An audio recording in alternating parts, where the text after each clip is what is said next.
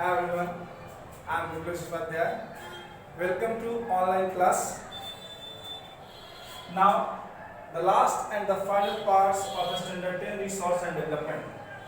In our earlier class, I have explained about soil and type of soil. Okay, and you all know that soil is the uppermost layer, which is very thin and porous, and it provides the base for all the vegetation life.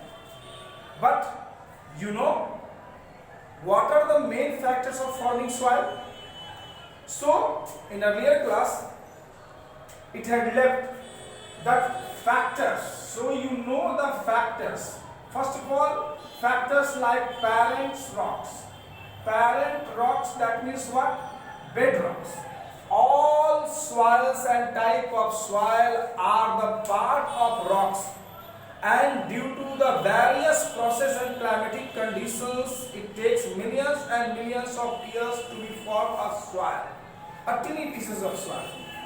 So first, the factor is the parent rocks. Second, that is climate. Third, that is slope. Fourth, that is time. Five, that is humus.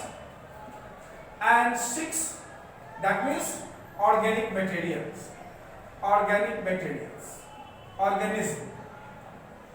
These, six are the main factors of forming soil. One by one, I explain you. First, parent rocks, that means rocks are the main source of forming soil. Climate, you all know that heat and cold help to lose the power of rocks. That means solidify the water, turn into ice, and ice spread the density and help to crack the rocks. Slope, flow of water, blow of wind help to break the rocks in tiny pieces. Time makes millions and millions of years to turn a rock into a tiny pieces of soil. Humus, you all know that, biodegradable material, living organism material, makes humus, and the soil, which is very very fertile, contains a huge amount of moistures, that means organic materials, aeration, etc. etc. So these are the factors. Now, type of soil, we already explained about the type of soil. Alluvial, mixed by river basin. Black soil, mixed by lava flow, laterite. Okay, red and yellow, mountainous and arid. That means Shusk or Sukha, are available in where? Gujarat and Rajasthan. But today we all know that the new word soil erosion. Erosion in Hindi, apardan. Mitti ka apardan, bahav, cutting. So the uppermost layer of soil washed away by some natural agent like wind, water and ice is known as soil erosion. Soil erosion का मतलब होता है ऊपरी परत को बहा देना, उड़ा देना या जमा देना, उसे हम soil erosion का नाम देंगे. आप ये बात को जरूर जानेंगे. First of all, you know the balancing of forming soil and exploiting soil. Forming soil, that means millions and millions of years.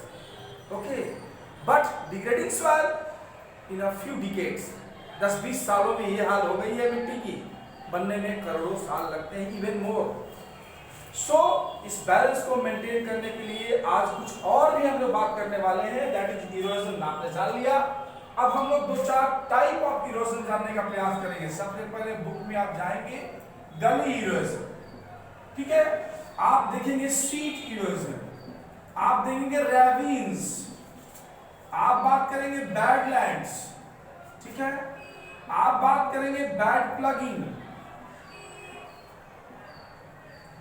ठीक है. आप करेंगे wind erosion, et cetera et cetera. These are the type of erosion. One by one, just try to know that. Gullies, that means what? The rapid flow of river water cuts its channel and the clay soil submerged into river water.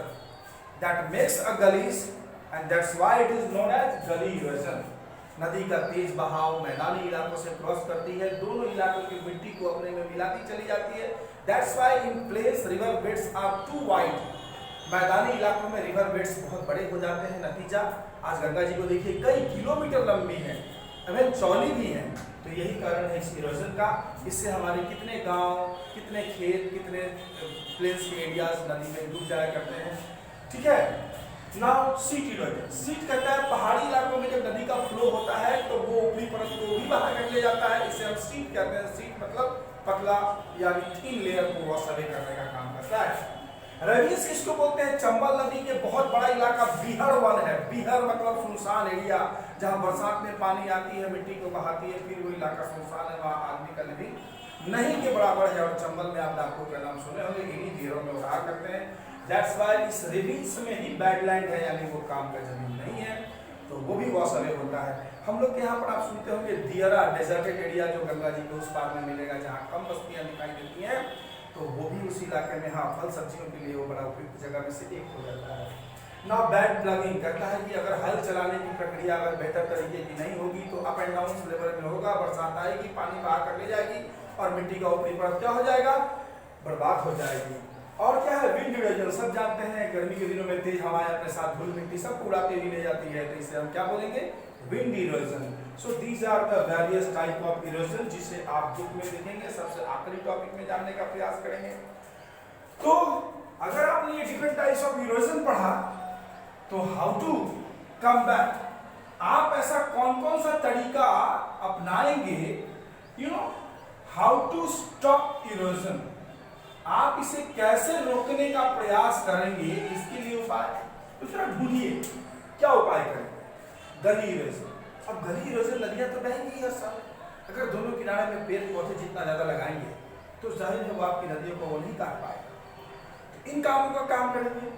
Seat erosion कहता है कि इसे रोकने के लिए आप क्या करो? Over grazing. तेज हवा पानी में क्या होगा? ऊपर का घास अगर खत्म हो जाएगा, नदी या पानी के फ्लो में ऊपरी परत बन जाएगा, तो आपको ग्रेजिंग को रोकने का काम करना होगा। मिनरल्स जो एक्सट्रैक्टिंग करते हैं वो बहुत एरिया को आप ऐसे ही छोड़ देते हैं, उसे भी मेंटेन करने का काम करना पड़ेगा। इसके अलावा आपको कहता है प्लगिंग, काउंटर प्लगिंग। प्लगिंग इतने अच्छे तरीके से करिए कि वहां पानी आकर होल्ड हो जाए, ठीक है ना। काउंटर प्लगिंग उसी को बोला गया ताकि पानी फ्लो ना हो, वो जमा रहे, तो उसके भी आप लोग खास ध्यान देंगे। इसके अलावा आपको बताया गया शेल्टर बेल्ट। शेल्टर बेल्ट कहता है डेजर्टेड एरिया में रो ऑफ प्लांटिंग ट्री को इस तरह से प्लांट करेगी, वहां से तेज हवाएं आएंगी, सैंड ड्यून को नहीं फ्लो करेगी और सैंड ड्यून को रोकने का काम करेगी, तो उसे हम शेल्टर बेल्ट बोलते हैं। इससे डेजर्टिफिकेशन जो है वो कम से कम होगा और वेजिटेशन का लेवल उतना ही ज्यादा बढ़ेगा। तो इस तरह से अगर आप चलने का प्रयास करेंगे तो जानेंगे कि यह वेरियस टाइप ऑफ इरोजन है जिसे आप रोक सकते हैं। और तो और यही करने का प्रयास करिए और ज्यादा से ज्यादा आप इसे बेहतर तरीके से डील करने का प्रयास करिए, क्योंकि मिट्टी को बचाना है तो वेजिटेशन को प्रमोट करना होगा। आप केमिकल फर्टिलाइजर की जगह पर मैन्योर का इस्तेमाल करना पड़ेगा। आप उसे इनडिस्क्रिमिनेट वे में एक्सट्रैक्ट करने का प्रयास ना करेंगे, उसे ज़्यादा से ज़्यादा स्टॉप करिए, स्लो वे में काम करने का प्रयास करिए। और आज ये तो आप कोरोना को धन्यवाद कहिए, ताकि लोग इतने समय में घर में रहे हैं, जिससे नेचर काफ़ी खूबसूरत हो गया है, ज़मीन में काफ़ी बेहतरीन हो गई है। लेकिन इससे तो लाइफ चलती नहीं है। इतनी बड़ी आबादी और दुनिया को मेंटेन करने के लिए हमें रिसोर्स ज़्यादा से ज़्यादा अमाउंट में चाहिए, और उस ज़्यादा अमाउंट में रिसोर्स को चाहने के लिए हमें एक्सप्लोर तो करना ही पड़ता है। लेकिन आप ध्यान रखिएगा, आपने पीछे के टॉपिक में पढ़ा होगा सस्टेनेबिलिटी ऑफ डेवलपमेंट। आप डेवलपमेंट के उस रास्ते को अपनाएं जहाँ नेचर को हार्म ना करें और अपने प्रेजेंट को सर्वाइव करने के साथ साथ फ्यूचर को भी बेहतरीन करने का प्रयास करेंगे। तो अगले टॉपिक तो आपको सिविक्स चैप्टर 1 पढ़ाई होगी, पावर शेयरिंग, और उसकी तैयारी आप करके रखें। इसकी क्वेश्चंस प्रोवाइड कर दी जाएगी। Thank you very much.